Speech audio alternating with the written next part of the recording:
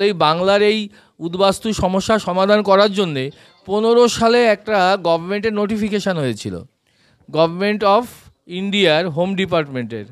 সেখানে কি বলেছে, বাংলাদেশ থেকে আগত হিন্দুরা, আমি আর পাকিস্তান আর আফগানিস্তানে অত বলার জন্য যাচ্ছি না, আরও মোট 6খানা সংখ্যালঘু ধর্ম সম্প্রদায়ের কথা বলা হয়েছে, আমি তার মধ্যেও যাচ্ছি না, শুধু হিন্দু কথা বলি, কারণ এখানে সবাই বাংলাদেশের হিন্দু আমরা, সেই জন্যে। সেখানে পরিষ্কার বলা হয়েছে 15 সালের 685 এবং 687 এই দুটো সার্কুলার হয়েছিল।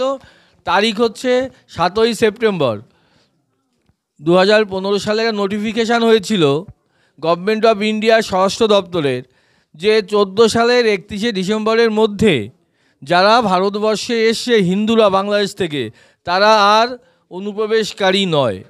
পরিষ্কার বোঝা গেছে? তাহলে 14 সালের 31শে ডিসেম্বরের মধ্যে আমরা যারা ভারতবর্ষে প্রবেশ করেছি বাংলাদেশ থেকে হিন্দুরা, তারা আর কেউ অনুপ্রবেশকারী নই। আপনি সিএতে অ্যাপ্লিকেশান করুন বা না করুন, ভোটার লিস্টে নাম থাকুক বা না থাকুন, আপনার বিরুদ্ধে এই রাজ্য সরকার, অত্যাচারী রাজ্য সরকার, প্রকৃত উদ্বাস্তু বিরোধী রাজ্য সরকার, এরা আপনাকে, এর পুলিশ কিছুই করতে পারবে না।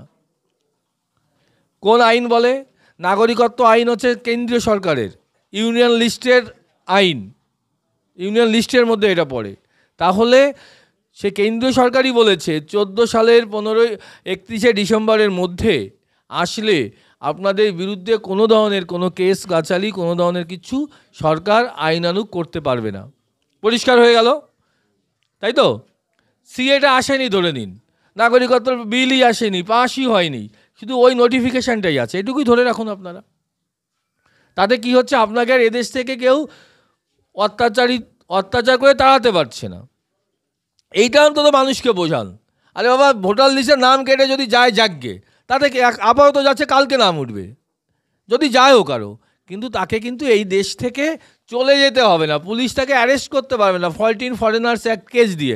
থানায় থানায় দেখবেন শয়ে কেস রয়েছে, গোপালনগর থানায়, বনগাঁ থানায় তো হাজারের অঙ্কে কেস থাকে, মাসে প্রায় হয়। 14 ফরেনার্স অ্যাক্ট, অর্থাৎ বাংলাদেশের অবৈধ অনুপ্রবেশকারী হিসাবে, ওই আইন অনুযায়ী কিন্তু কেউ কেস করতে পারে না, কেস হবে না। দুর্ভাগ্যবশত এই আইনটা রাজ্য সরকার চেপে রেখেছে। রাজ্য সরকার কোনো থানায়, কোনো জায়গায় এই যে নোটিফিকেশানটা, অর্ডারটা কোনো থানায় দেয়নি। আমি আমার নেতৃত্বদের বলবো, আপনারা দয়া করে, যদি কাছে থাকে তো খুবই ভালো, না থাকলে আমাদের কাছ থেকে আপনারা কপি নিয়ে প্রতিটা থানায় ডেপুটেশন দিন, এটা দিয়ে ডেপুটেশন দিন। এই যে গভর্নমেন্ট অফ ইন্ডিয়ার নোটিফিকেশান 14 সালের 31শে ডিসেম্বরের আগে আসা, কারো বিরুদ্ধে আপনি কোনো ব্যবস্থা নিতে পারবেন না। এবার প্রশ্ন হবে, তারপরে কী হবে? তারপরেও ব্যবস্থা নিতে পারবে না। আমি যদি বলি আমার বাড়িতে রয়েছে 11 সাল থেকে এই ভদ্রলোক, আমি তার প্রমাণ, আমার বাড়ির জমির দলিল আছে, তবে 15 সালে আসলেও তো কিছু করতে পারবে না। তার সাক্ষী হয়ে তো আমি দাঁড়িয়ে যাবো ভাইয়ের পাশে, নাকি? আমি বাংলাদেশ থেকে এসেছি ধরুন 14 সালের 31শে ডিসেম্বর, আমার ভাই এসে 20 সালে, তা আমি যদি বলি যে আমার ভাই আমার বাড়ি থেকে 11 সাল থেকে রয়েছে, তাহলে সেটা আইন অনুযায়ী গ্রাহ্য হয়ে গেল, আমি লিখিত দিয়ে দেবো। তাহলে আমি বলছি, তাহলে সত্যি কথা, এই আইনের প্রেক্ষাপটে আমরা যদি সবল হই, সোচ্চার হই, তাহলে কিন্তু এই ধরনের উৎপীড়ন, রাজনৈতিক উৎপীড়ন, প্রশাসনিক উৎপীড়ন কিছুই থাকবে না। পরিষ্কার বোঝা গেছে? কোনো অসুবিধা নেই তো? তাহলে এই সার্কুলারটা আপনারা, যেহেতু এটা গোপালনগর থানার আন্ডারে পড়ে, অ্যাটলিস্ট গোপালনগর থানায় নেতৃত্ব গিয়ে হাতে তুলে দিন। ওরা যদি রিসিভ করতে অস্বীকার করে, আইন অনুযায়ী, এভিডেন্স অ্যাক্ট অনুযায়ী তাকে মেল করুন। থানায় মেল আইডি আছে, মেল করে জানিয়ে দিন। মেল করলে ওনার ইচ্ছা না থাকলেও মেল কিন্তু ওখানে প্রবেশ করবে। অতএব উনি দেখেছেন, অ্যাকসেপ্ট করেছেন, সেটা মেনে নেওয়া হলো। তারপরে যদি কেস করে, তাহলে আমরা দলগতভাবে বা সমষ্টিগতভাবে আমরা কিন্তু তার এগেনস্টে হাইকোর্টে যেতে পারি, কারণ সরকারের নির্দেশ অমান্য করার জন্যে। দুর্ভাগ্যবশত যেটা হচ্ছে, আমরা এই তথ্যটা ভালো করে জানি না, আর যদি জানিও, কোনো একটা দুর্বলতার কারণে আমরা এটা নিয়ে না সোচ্চার হতে পারছি না। একটু উল্টো করে ভাবুন তো, এই আইনটা মুসলিমদের সঙ্গে যোগ করে দিয়েছে, যে মুসলিমরা আসলেও তাদের কিছু হবে না, তাহলে একটা মুসলিম অ্যারেস্ট হতো, তার বিরুদ্ধে কেস হতো না, কারণ ওরা সংঘবদ্ধ। ওরা সংঘবদ্ধ হয়ে কিন্তু লড়াই করতো, যে সরকার আইন করেছে তুমি পুলিশ ধরছো কেন, সঙ্গে সঙ্গে পুলিশ স্টেশন জ্বালিয়ে দিত ওরা। কিন্তু আমরা কি করি, আমরা চুপচাপ করে থাকি। একজনকে ধরেছে একটু মিন করে টাকা পয়সা দিয়ে বা কোনোভাবে এদিক ওদিক করে চেষ্টা, সেটা করবেন না, আপনারা এটা করুন। এবার আমি সংক্ষিপ্ত করে, এই 14 সালের 31শে ডিসেম্বর হয়ে গেল, তাহলে আমাদের বিরুদ্ধে কোনো ব্যবস্থা হলো না, কিন্তু সরকার বলছে না এইভাবে তো একটা লোককে রাখা যায় না, তোমার বিরুদ্ধে ব্যবস্থা হলো না ঠিক আছে, কিন্তু তাকে তো চাকরি করার অধিকার দিতে হবে, নাগরিকের সকল অধিকার দিতে হবে।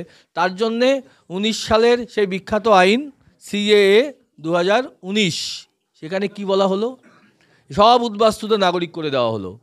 বাংলাদেশ থেকে যত হিন্দু আসলো সবাই ভারতের নাগরিক। কবে থেকে নাগরিক?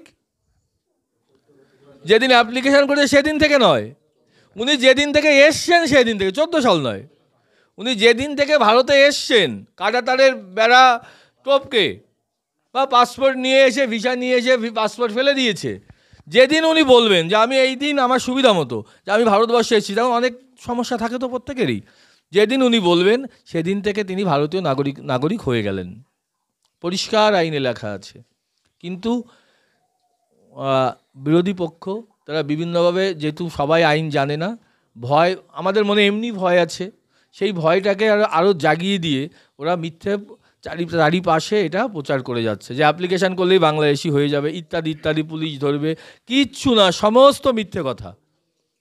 আপনারা সবাই সিএর মাধ্যমে অ্যাপ্লিকেশান করবেন। SIR সম্পর্কে বলতে বলেছে, আমি খুব সংক্ষিপ্ত করে বলবো, আরও নেতৃত্বরা বলবেন। SIR-এ যেটা বলা হয়েছে, যার জন্ম, সিএ নিয়ে কি আর বলার দরকার আছে না, বলবো আর একটু, বেশ আর একটু বলি। বাংলাদেশের পরে বাংলাদেশের একটা, আপনি যে বাংলাদেশ থেকে এসছি 14 সালের 31শে ডিসেম্বরের আগে, বলেছি তো এ কথা, আইনে রয়েছে যে রয়েছি, হ্যাঁ, তাহলে বাংলাদেশের যে কোনো একটা ডকুমেন্ট, ওই 8টা 10টার কোনো গল্প নেই, লেখা আছে any document that proves that the candidate applicant or his, তার পূর্বপুরুষ বাংলাদেশে ছিলেন, যে কোনো একটা কাগজের জেরক্স আনলেও হবে, তবে জেরক্সটা যেন স্পষ্ট করে সব বোঝা যায়। বলি, যে কোনো একটা ডকুমেন্ট বাংলাদেশ থেকে আনলে হবে। এবার প্রশ্ন আসে, সবাই 50 বছর আগে, যে যত আগে এসছে তার সমস্যা বেশি হবে কাগজ আনার। আমি ছোট্টবেলায় এসেছিলাম আজ থেকে 50 বছর আগে, অনেকের বাবা মা মারা গেছে, কোন গ্রামে বাড়ি ছিল তাও মনে নেই, তাহলে কাগজ কি করে পাবে? তার উত্তর হচ্ছে উনি বলে দিলেন।